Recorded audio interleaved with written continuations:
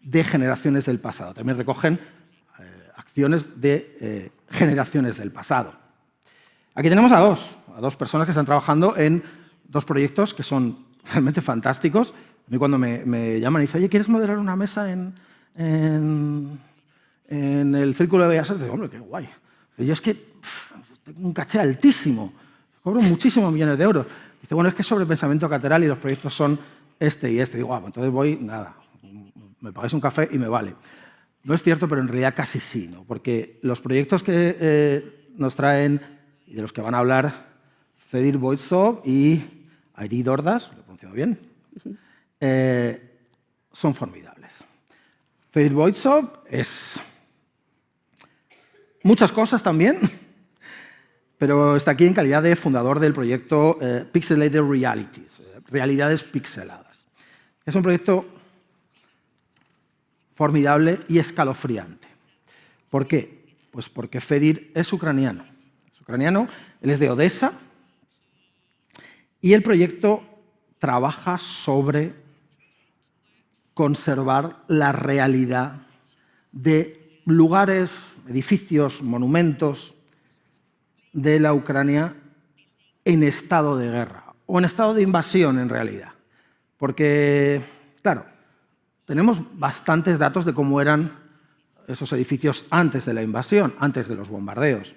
Y seguramente en 2, 3, 4 décadas esos edificios se habrán reconstruido, de alguna manera o de otra. Pero el estado en el que están ahora, el estado en el que están después que han caído las bombas, eso es un estado que no se va a conservar, pero se va a conservar gracias a él. Es un trabajo que trabaja, en fin, lo va a explicar mucho mejor, trabaja con escaneados 3D, con modelos tridimensionales para colocar en un espacio virtual ese estado en el que estaban esos lugares, esos territorios, esos edificios o monumentos en el momento de la destrucción. Y nuestra otra ponente es Airí Dordas, que también es muchas cosas y está aquí en calidad de también responsable de otro proyecto precioso que se llama, bueno, lo voy a decir en inglés porque en inglés es como viene, Synthetic Memories, a mí me gusta decir Memorias Sintéticas. Es un proyecto que trabaja con inteligencia artificial generativa y también nos va a hablar, creo, un poco de ciertas controversias que hay al respecto del uso de la inteligencia artificial generativa, pero que el enfoque que da ella es catedralicio y es muy bonito. Es decir, este proyecto lo que intenta es reconstruir memorias visuales, memorias gráficas, por decirlo de alguna manera, que se pueden haber perdido en personas que ya son muy mayores o que están afectadas a lo mejor por enfermedades neurodegenerativas o algo de ese tipo, ¿no? A base de conversaciones, de grabaciones de esas conversaciones, de uso de, en fin, retratos robots contemporáneos, el proyecto lo que intenta es recrear esa memoria que se estaba perdiendo y que si no hiciéramos algo con ella, se perdería para siempre. Ella está trabajando, efectivamente, desde generaciones en el pasado para generaciones en el futuro. En ambos casos son ejemplos muy, muy, muy bonitos de lo que es, efectivamente, ese pensamiento catedral. Son catedralicios por la monumentalidad de la ambición de hacerlos. Estamos hablando de personas que están pensando en estar en el lado muy bueno de la posteridad. Y por eso, por eso los han invitado a ellos, por eso cuando me dijeron que iba a presentarles y vi sus proyectos, dije, estaré encantado de estar aquí. Así que vamos a empezar con Airí, que nos va a contar un poquito su proyecto, el tiempo que ella necesite, luego seguirá Fedor y al final, si tenemos un rato y queréis, tendremos posibilidad de hacer algunas preguntas. Airí, por favor. Muchas gracias, Pedro. Buenas tardes a todos y a todas. Gracias a la gente pública por habernos invitado. Bueno, es que Pedro ya lo ha contado muy bien, lo que es el proyecto de Memorias Sintéticas, pero yo le voy a poner alguna imagen que siempre ayuda y a contaros un poquito más en profundidad lo que estamos haciendo. Siempre me gusta empezar las presentaciones de Memorias Sintéticas con esta imagen y con una pregunta que os lanzo a vosotros también. ¿Cuál es la primera memoria que os viene a la cabeza de vuestra vida, ¿no? ¿Cuál es como el primer recuerdo que tenéis? Con esta pregunta empezamos la mayoría de entrevistas que hacemos con las personas que vienen a reconstruir memorias en el paraguas de la iniciativa de Memorias Sintéticas, que como veréis pues, tiene como varios ámbitos de aplicación. Esta pregunta es la que también le hicimos a Carmen. Carmen fue una de las primeras personas con la que pudimos testear esta nueva metodología que estábamos como experimentando hace más de 2 años en nuestra oficina. Y Carmen nos ayudó a acabar reconstruyendo esta memoria animada que veis en pantalla. Carmen, que es una mujer de 90 años, recordaba como una de sus primeras memorias cuando ella tenía 7 años, alrededor de 7 años, y su madre, una vez al mes o así, intentaba alquilar un balcón que estaba delante de la prisión Modelo de Barcelona. No sé si sabéis, en Barcelona tenemos una prisión aún, bueno, que está cerrada ahora, pero que está en el centro de la ciudad. En ese momento, que eran los años 40-50, el padre de Carmen estaba allí preso a raíz de la guerra civil, y lo que hacía la madre de Carmen era eso, ¿no? Alquilar este balcón para que una vez al mes sus 2 hijas pudieran estar en ese balcón y ver a su padre, porque desde el balcón se veía el patio de la prisión, ¿no? Y cuando le preguntamos a Carmen cuál es tu primer recuerdo, nos explicó esta historia, que como veis es una historia como bastante potente, y obviamente le preguntamos, Carmen, ¿tienes alguna imagen de ese momento? Y nos dijo no. Y decimos, ¿te gustaría tener una imagen de ese momento? Y nos dijo sí. Y nada, como llevamos un tiempo experimentando con las herramientas de inteligencia artificial generativa, acabamos construyendo esta imagen que hasta ese momento no estaba creada, ¿no? No había una foto, no había ningún tipo de documentación sobre ese momento que Carmen estaba describiendo. Cuando vimos la reacción de Carmen, que se emocionó muchísimo y que además nos dijo, ostras, es que esto me permite poder seguir explicando esta historia a mis nietos. Ella decía, yo se lo he explicado muchas veces, pero no lo acaban de entender porque es otra época, es otra situación, ¿no? Y cuando tuvimos esa experiencia con Carmen nos dimos cuenta que estamos delante de algo como bastante poderoso y seguimos experimentando con la metodología.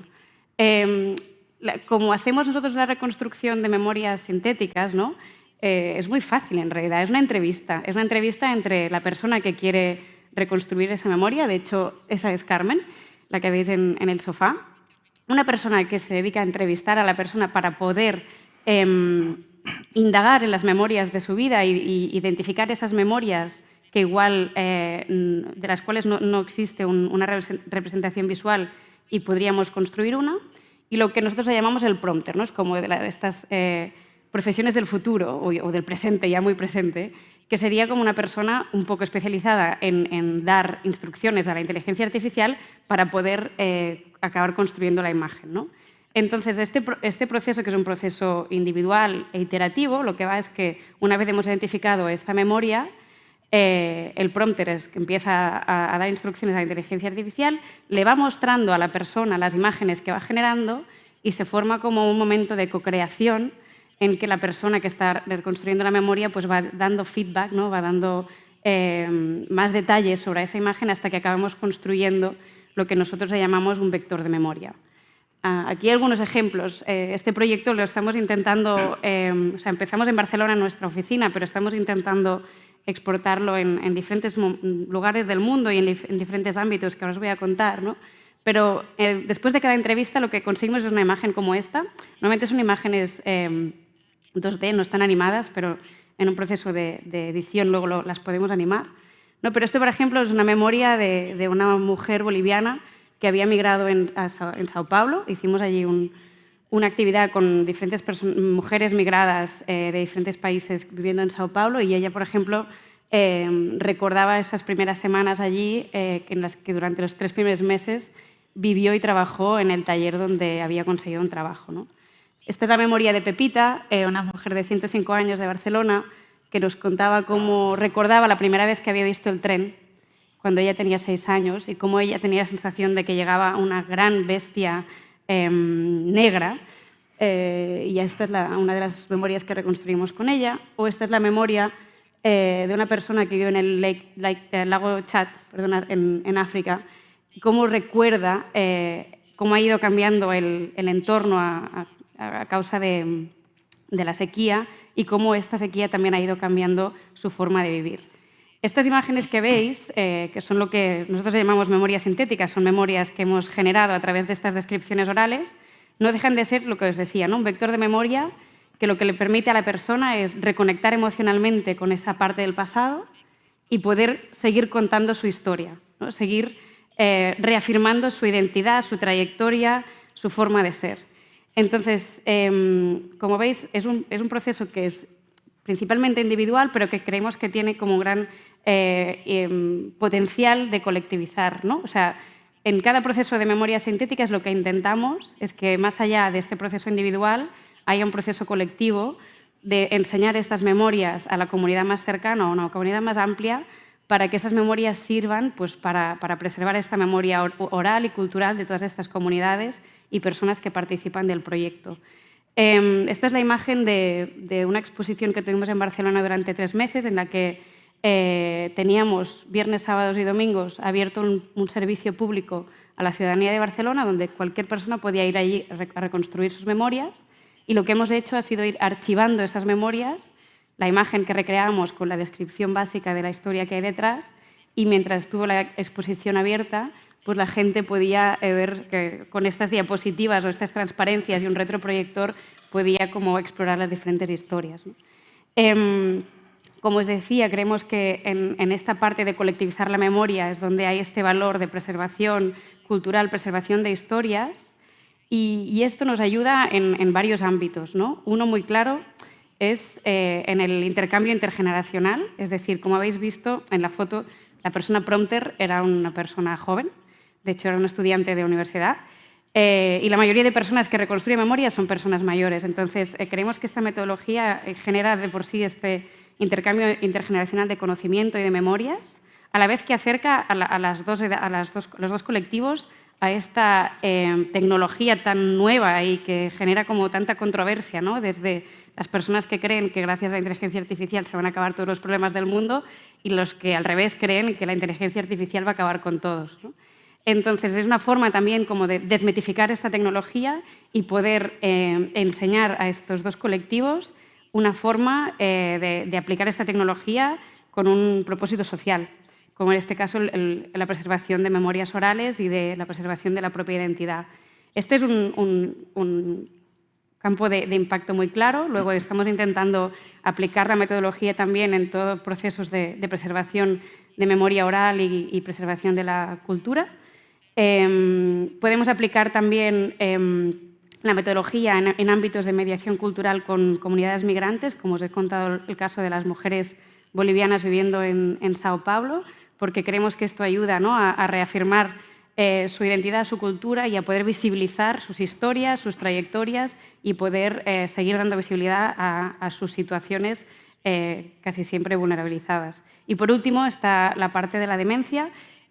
Como sabéis, la demencia es una enfermedad que lo que hace es atacar a la memoria y desde hace años existe una terapia que se trabaja con pacientes con demencia que se llama terapia de reminiscencia, que simplemente lo que hace es enseñar a las personas que sufren esta enfermedad objetos, fotos, música antiguas para que ellos puedan seguir como entrenando esa memoria residual que les queda, que justamente la última que les queda es la de la infancia, y estamos intentando ver pues, cómo Memorias Sintéticas puede ayudar también en este ámbito de esta terapia que ya existe. Y nada, es un proyecto que hace como 2 años que estamos experimentando con él. Como os decía, nuestra intención es poder exportarlo a diferentes museos, escuelas, hospitales, centros culturales del mundo, porque creemos que tiene mucho potencial. Y dejarme acabar con esta frase de Montserrat Roig, que es una poeta catalana, que ella decía que si hay un acto de amor, esta es la memoria. Ya está, hasta aquí. Bueno, es muy poderoso. Yo ya tengo escrito unas cuantas preguntas, no estaba viendo el WhatsApp, he escrito unas cuantas preguntas para después. Y ahora vamos a dar la palabra a Fedor Boytsov. Os recuerdo el nombre, además me he aprendido a pronunciarlo bien, Fedor Boytsov, que nos va a hablar de su proyecto Pixelated Realities. I don't know how do you say Pixelated Realities in Ukrainian, but probably you will say. Fedor, please. Thank you for giving me a word, and for now I do not need this thing for a second. First of all, I'm very glad to be here and very thankful that you gave me an opportunity to talk about the project, because it's really important to us all. And we will see a small video which I want to showcase here. I do not have the slides, just video, because it more tells in small amount of time what is actually happening there with cultural heritage. And this is like a showcase in our project, which is called Museum of Ukrainian Victory. So how it's all started, it's always starts with the idea. It's like, because topic is a cathedral thinking, so now I'm just like recalling my thoughts, what I was thinking about. And now I can even have like a normal word for it, because the idea is to preserve cultural heritage for future generations. So even today, like youngsters, they do not too much read some books, or they like to consume information in form of video games or computer-generated content and everything like that. So we're thinking that to preserve this type of data, I would say, like cultural heritage is also like data information in the digital form, will help to preserve it. In the case of war, it will help to make like a truth from information, because some information which is objective enough, or like facts, this was destroyed and that was destroyed, and you can literally see this and you can document it, and then you can showcase this.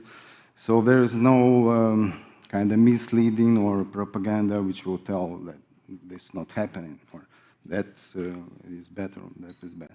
So our project started as we were scanning, and what is really interesting, in my opinion, about all this is that they started to teach people how to do photogrammetry, because then you NGO in Ukraine, even without a war, you do not have too much resources, so you have to find some people, to work with you, and you have to conduct the idea that you have to go and to scan something, and it's not really hard, we can teach you.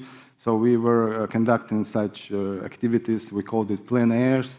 So I called my friends architects and some people, photographers, and we were gathering to scan some architecture using drones, photo cameras, etc.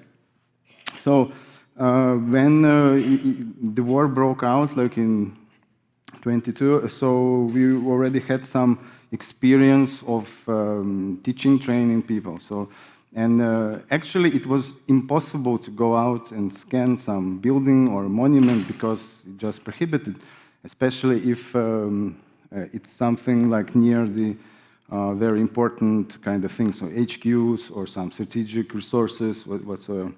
So that's why the only way was to shoot and to make this happen, and to get to those buildings and collect the data was to work with crisis and like war reporters, right? So the people from press who had accreditation, and they could go and literally legally conduct the shooting phase. Then they send us data, and we created our like 3D models and all the stuff from that afterwards. So we had an idea to create it like a exhibition in Lviv because it was safe. And we get funding from European Cultural Fund to get like some sort of panel talk, like some conference, and you saw this Museum of Ukrainian Victory in form of printed out like these renders of models which we created in such places where it was like museums, theaters, or living buildings which were destroyed by shelling and bombing. So to speak, this was like the first kind of thing, and what I want to tell more about when the people start to realize the cultural heritage. For instance, we have this monument of Duke de Richelieu, who is in Odessa. We all like this monument, and people started to volunteering and create sandbags to cover the sculpture. And just because they thought it will help to cover it from the shelling. And once our kind of, from the Berlin, the guy by the name Vlad Velkov, he called us and said, I'm making AR exhibition in Berlin. Can you scan the Duke in the sandbags? It's just like I want it. And we say like, we want to scan, but we cannot afford because it's in strategic place. It's impossible.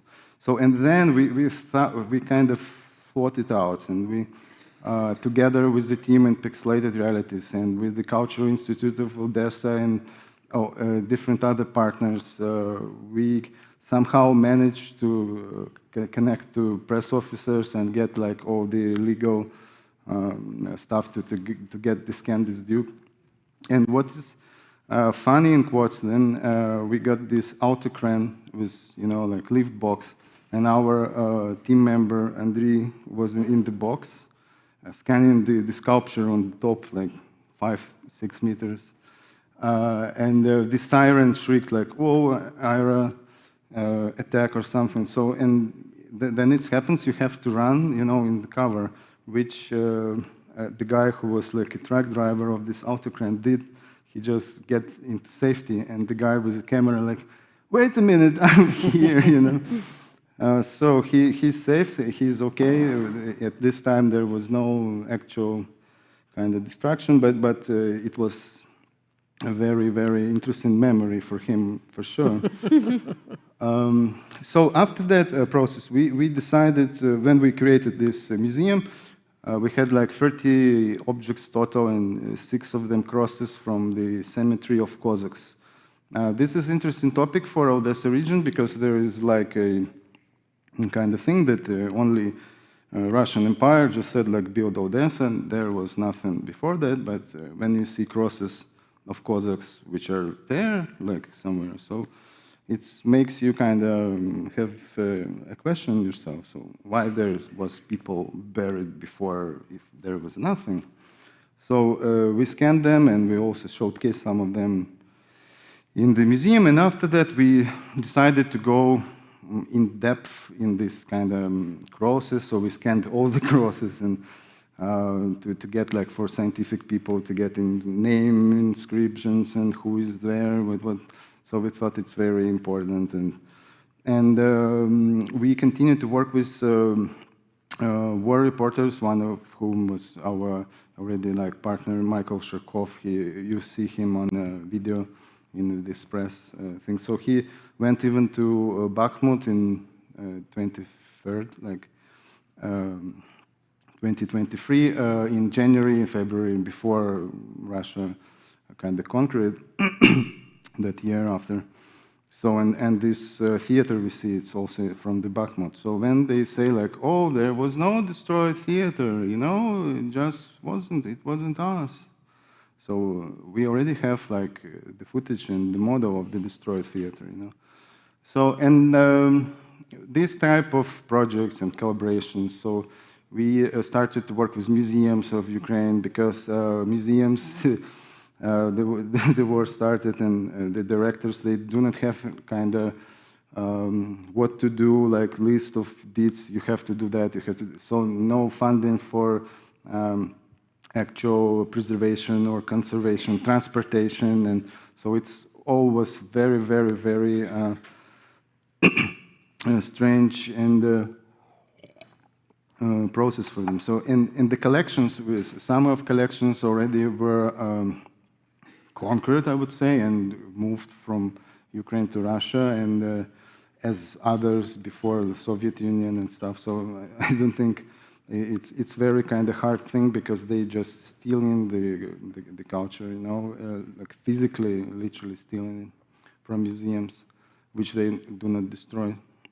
And these all things led us to more actively or proactively find some projects to work with museums to scan their collections. So we scanned some porcelain, some other artifacts, and so we're doing what we can while it's all going on. So, and to make this more reliable and to make it happen on different scales, so we thought that we must make some centers for training people and stuff. But when we connected with European community, especially Italians, with for CH projects and others, so we started to kind of collaborate, and they brought us to the consortium, which now have the grant from European Union, like Horizon and Digital Europe. It will be like 3 years. We'll be developing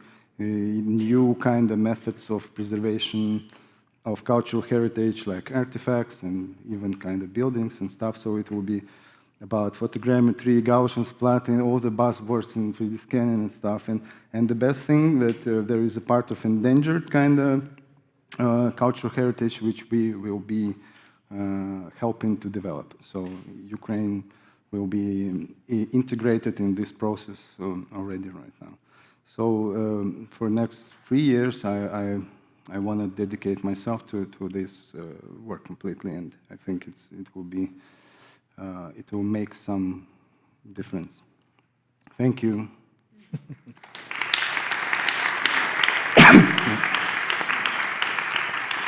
Ok, voy a hablar un poco con ellos, voy a hablar en inglés para... No. Okay, we'll continue in English. Yeah, okay. I'm going to continue in English. Just a couple of questions, por si el público tiene alguna pregunta que debería tenerla.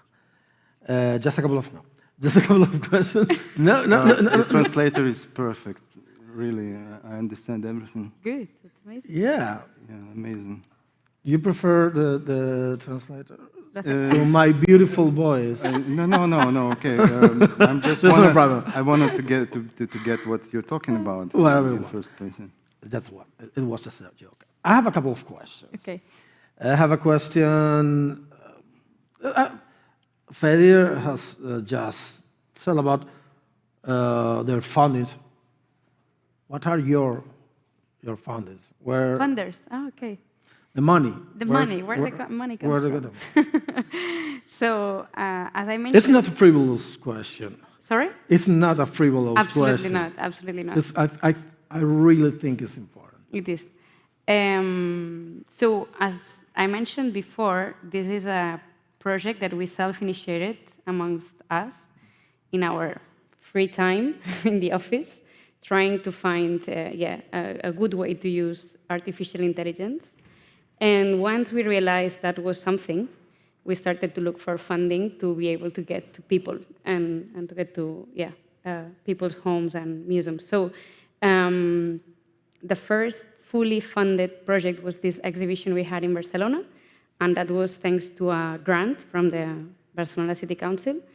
And basically, we are just trying to work with both public and private organizations who want to host like an exhibition, or like we call it like a synthetic memories chapter, to get to the communities. So we either work with museums who might have funding for like hosting an exhibition like ours, or with grants. We are also applying for European grants, like Fedor, or like Spanish grants. And then we have some private organizations who pay for the services. So we will start, for example, a project in Dubai, and that's going to be fully funded by the government of Dubai. I asked that question because there's a problem when projects this beautiful have to be started in the free time. And I think it's, okay, Ukraine is a different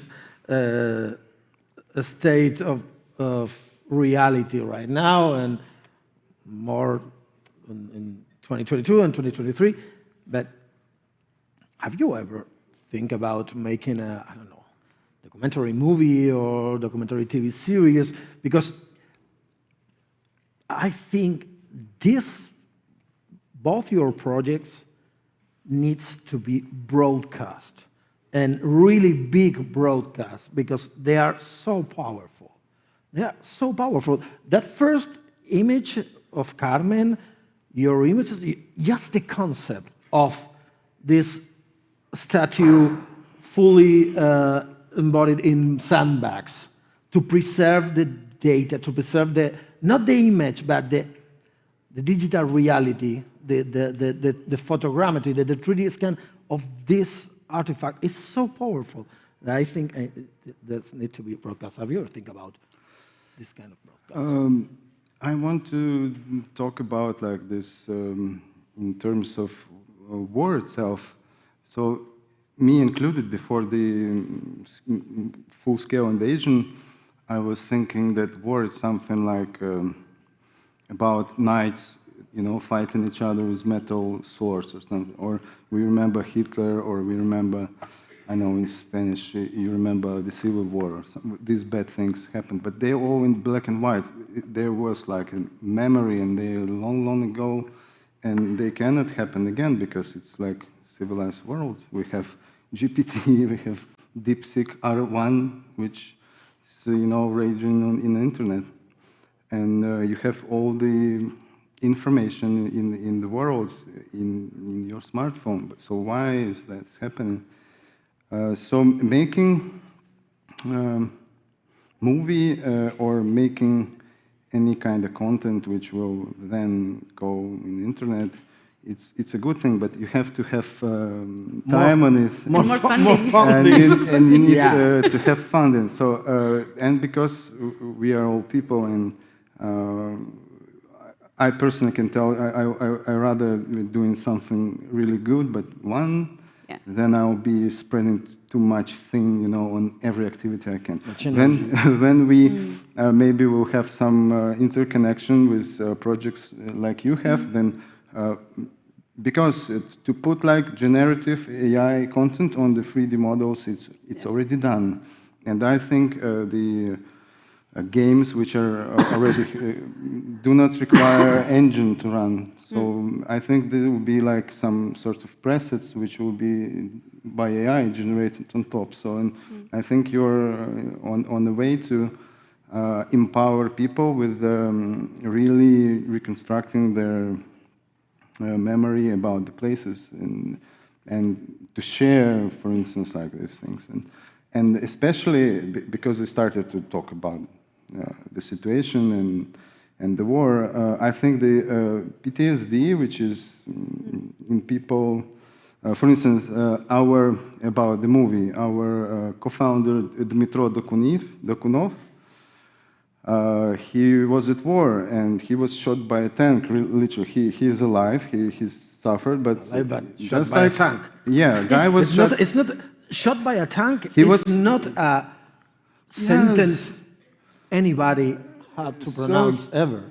I've been shot by a tank. Yeah. So then somebody said, "Oh, Dima, you know Dima? Yes, he was shot by a tank." So, Jesus why? fucking Christ. Why?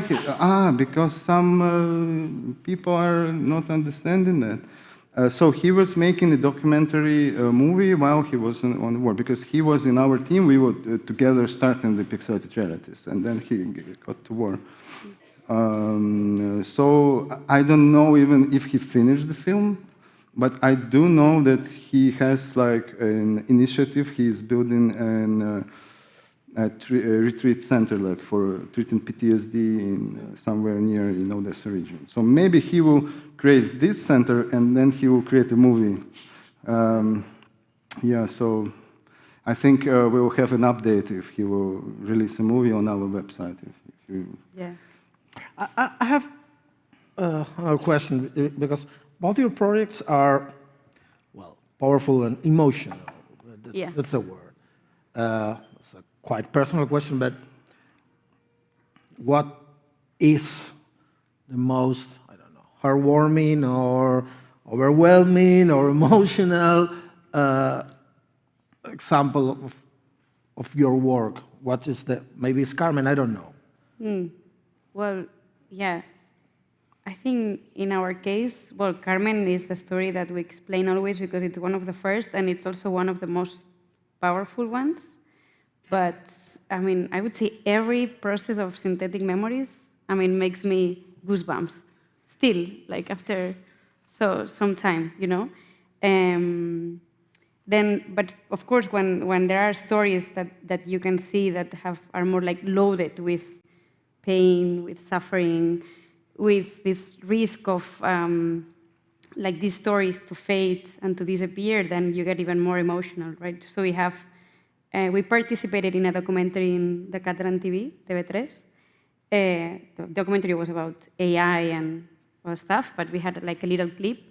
And for that clip, we had an activist, like an LGBTIQ+ activist from the 70s in Barcelona, and he reconstructed the memory of the day that they did like a kind of, how would you call it, like a pop-up demonstration in Camp Nou, el Campo del Barça, with leaflets and so on. Like they had been self-organizing themselves, and you know they had like this plan of at the minute, whatever, like 15, we we throw all the papers. So it was like a way to give visibility to the community and so on and so on. Well, so the moment we reconstructed the memory with this guy, he started crying because he was like, wow, I mean, yes, this is it. I mean, I can see myself in Camp Nou doing what we did, and you know, because of what we did was illegal, because of what we did, it's like so, like from a long time ago, there was no image about it.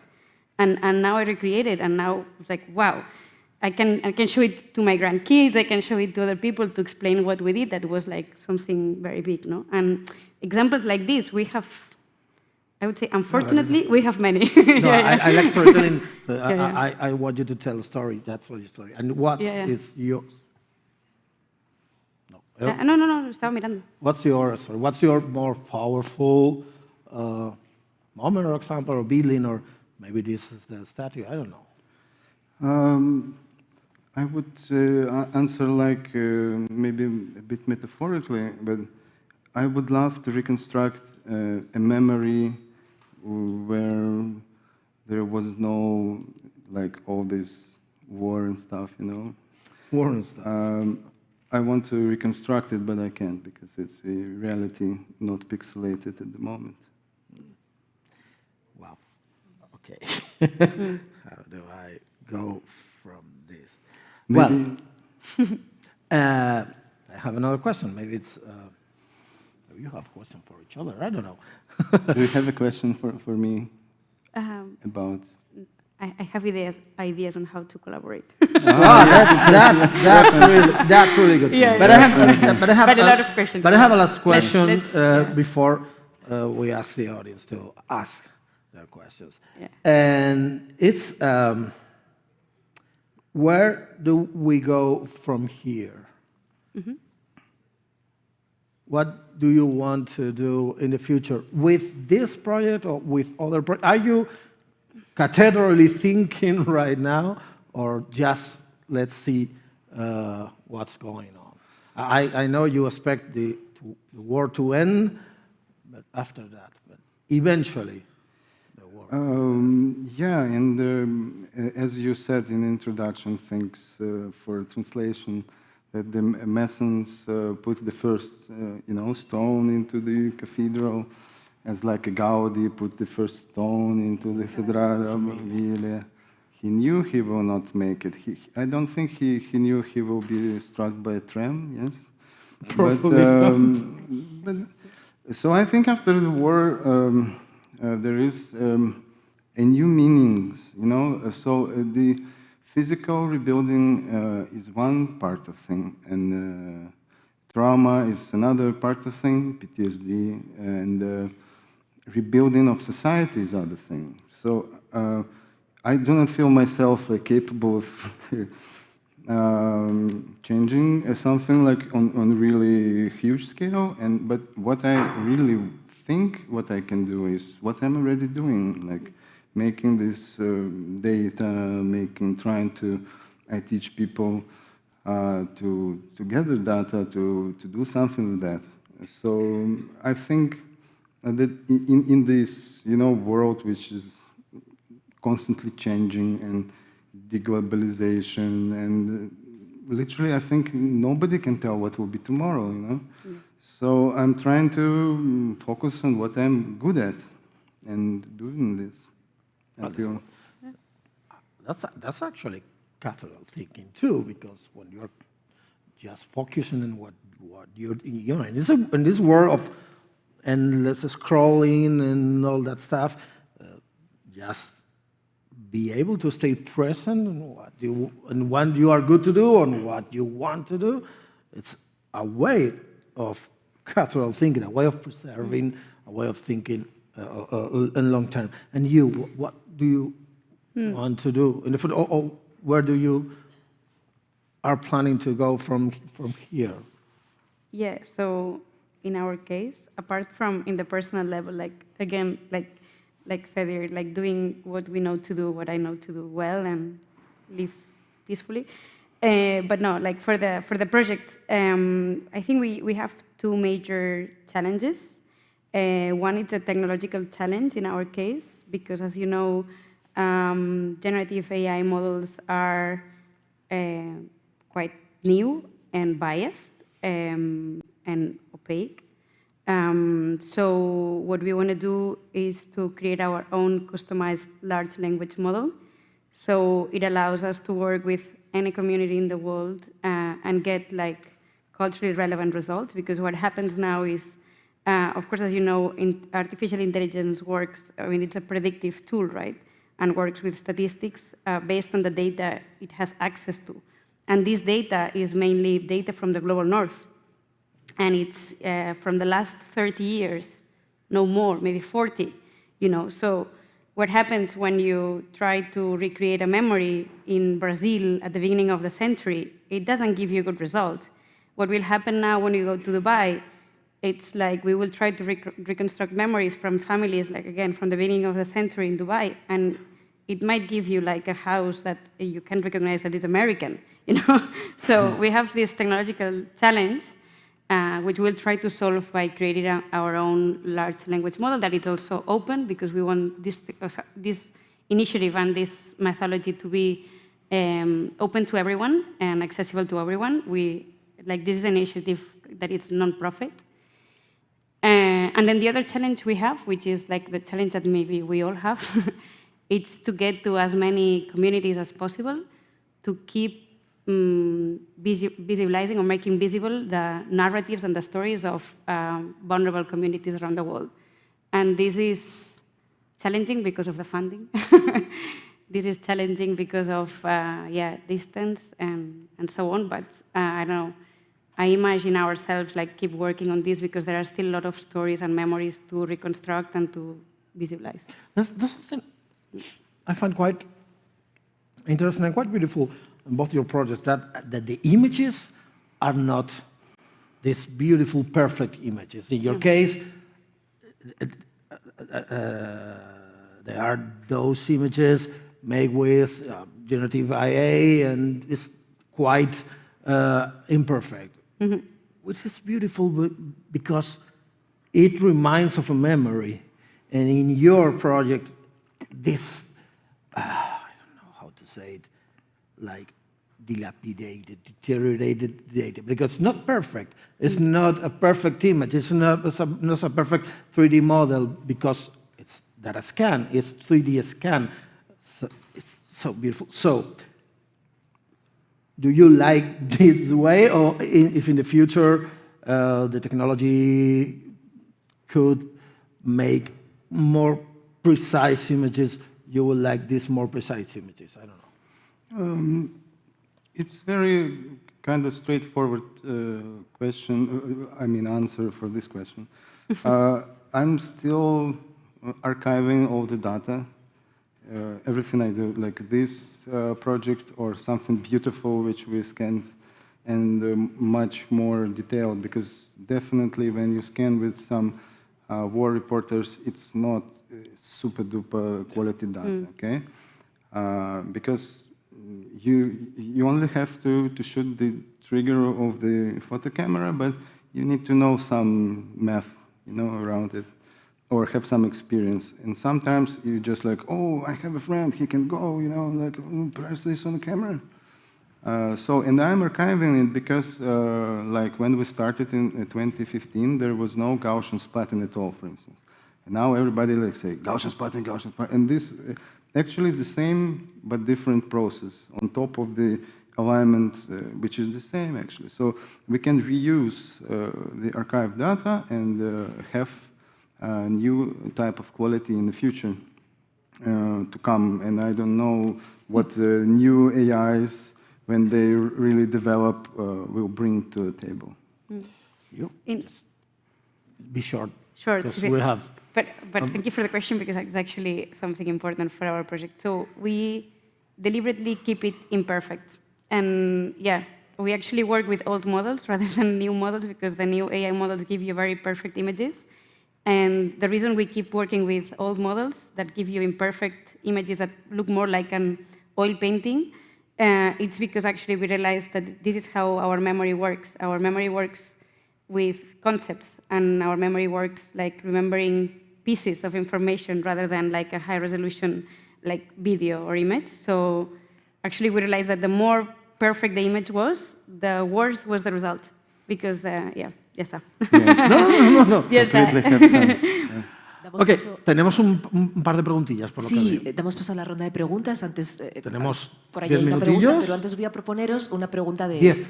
las personas que están en el grupo online. Entonces, nos propone Sergio Muro, ¿cuáles son las cuestiones clave para aplicar el cathedral thinking en un proyecto cultural? Ask. For me, I don't know. No lo sé. Quizás pensar que proyecto cultural o cualquier tipo de proyecto. Quizás pensar un poquitín más profundo la frase esa que dije antes de todo lo que hacemos al final está destinado a la posteridad. Pensar que ese todo puede ser, es lo que he dicho antes, ¿no? Cosas un poco más mundanas, como coger o no coger el coche, cuándo cogerlo y cuándo no cogerlo, y a lo mejor en algún momento pensar que efectivamente lo que estás haciendo en este instante sirve a generaciones futuras. A lo mejor no se trata de ser ambicioso en el sentido de decir, bueno, amigos, estoy haciendo Pensamiento Catedral, sino pensar que realmente al final sí que va a ser una cuestión de posteridad. No sé. Intentar hacer un poquito mejor el mundo, es que realmente no se me ocurre otra manera mejor de decirlo.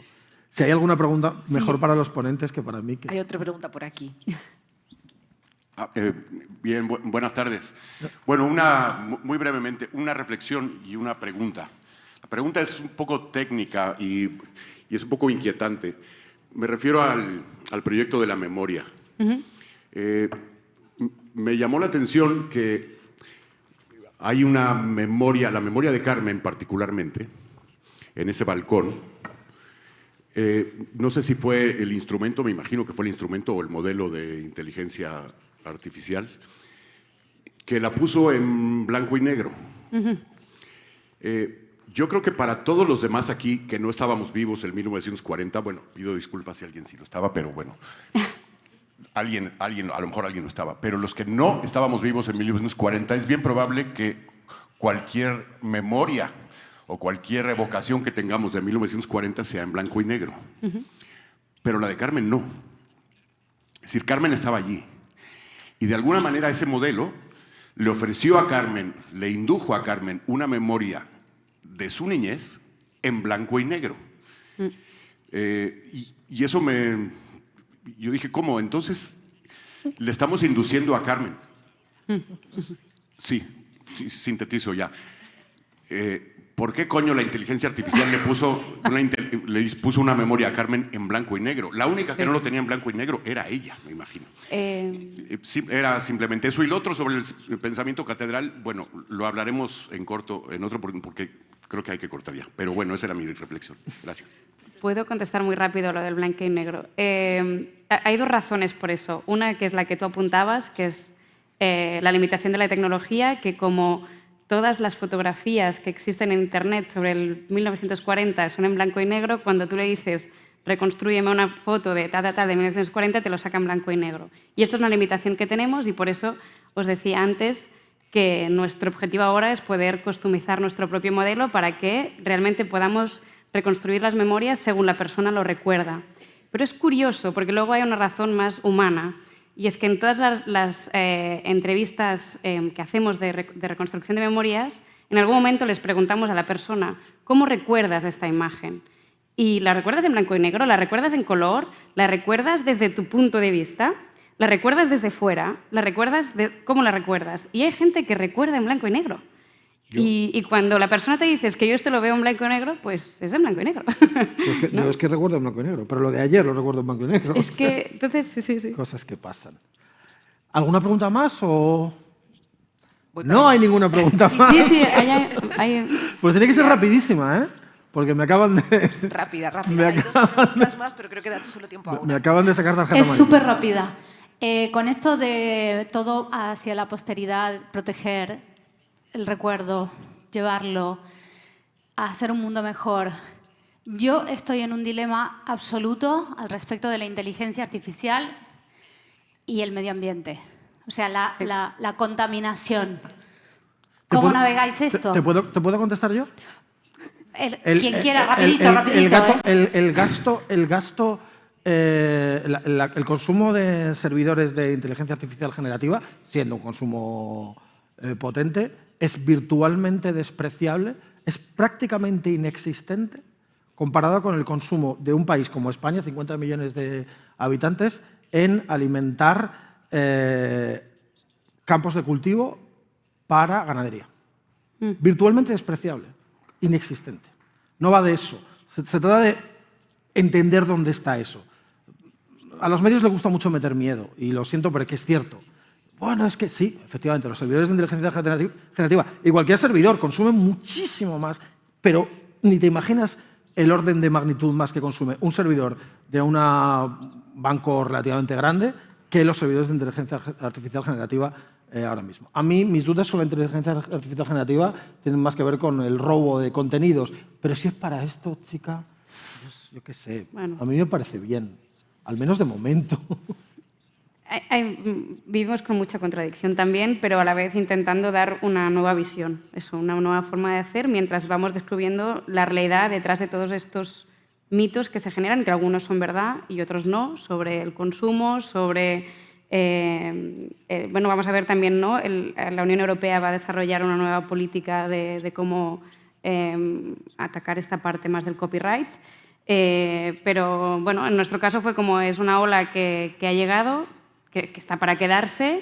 Mientras vamos configurando el resto, nosotros propongamos algo para hacer en positivo.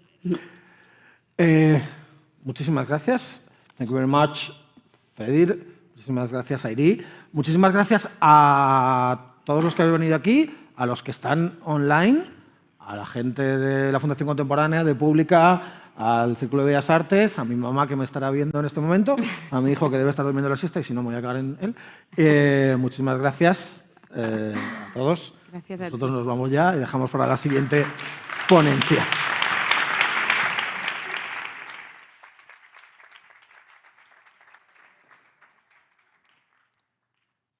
Mamá, yo también te saludo, gracias.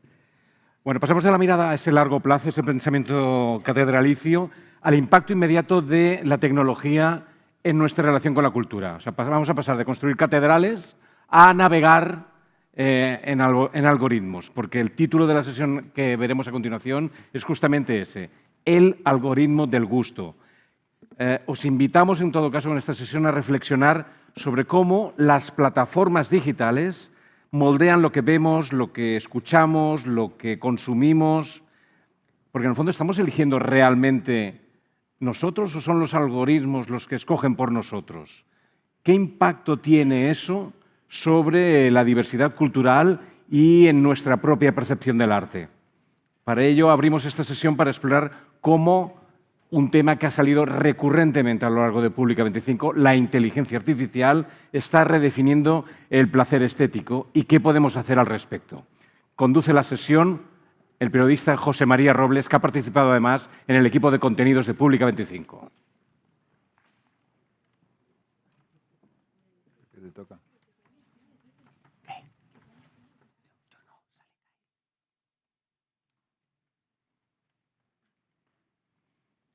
Os aseguro que lo conduce él, ¿eh? Gracias, Pepe. Good evening, and welcome everybody to this round table. Let me please introducing to our two wonderful guests. The first one is Kyle Chaika. Please welcome.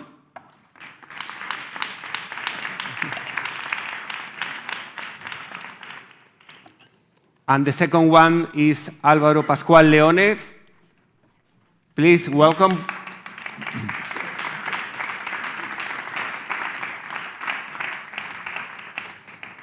Starting for your right, Kyle Chaika is a staff writer at the New Yorker magazine, where he writes a weekly column on technology and culture titled Infinite Scroll.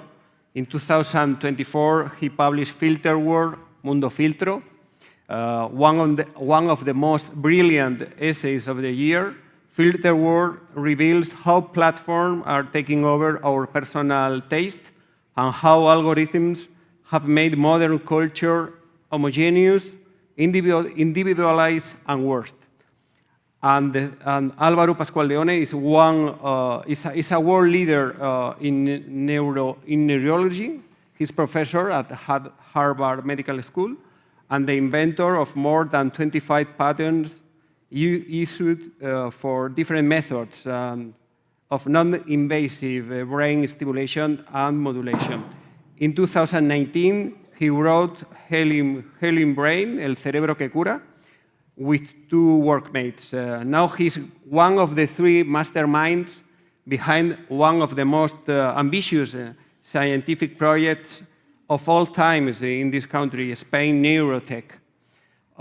So welcome again. What is this panel about? I will put it in a few words. Technology has radically transformed the way we discover and consume culture, shaping our preferences in a profound and invisible way to us. Social media, e-commerce websites, and streaming platforms, algorithms are modeling our experience and spanning all artistic disciplines, from music and cinema to literature and visual arts, even gastronomy. So it's time to pay attention to the cognitive rewiring big tech is causing on our perception of culture and aesthetic pleasure, and pay attention also to the implication of techniques such as deep learning on cultural diversity and authenticity, for instance. Of course, we'll talk about AI either. I know it's huge and then have a lot of to say here, so let's get to the point. We have a presentation from Kyle.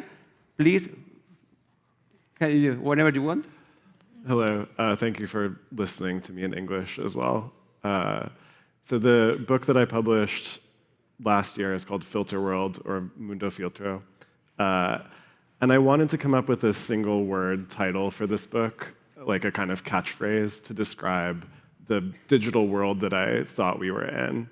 And it's a world right now where we are surrounded by digital platforms on all sides. And every digital platform has its own algorithmic feed and algorithmic recommendations that are bombarding us all the time.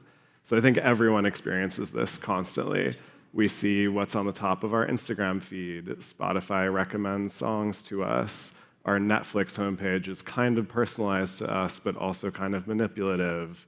Even our email inboxes and our text messages are filtered according to what might be important to us or what this equation of the algorithm judges to be important to us. So I think algorithms are the filter of the title. Like all of this data and information and culture and communication around us is being filtered and changed and sorted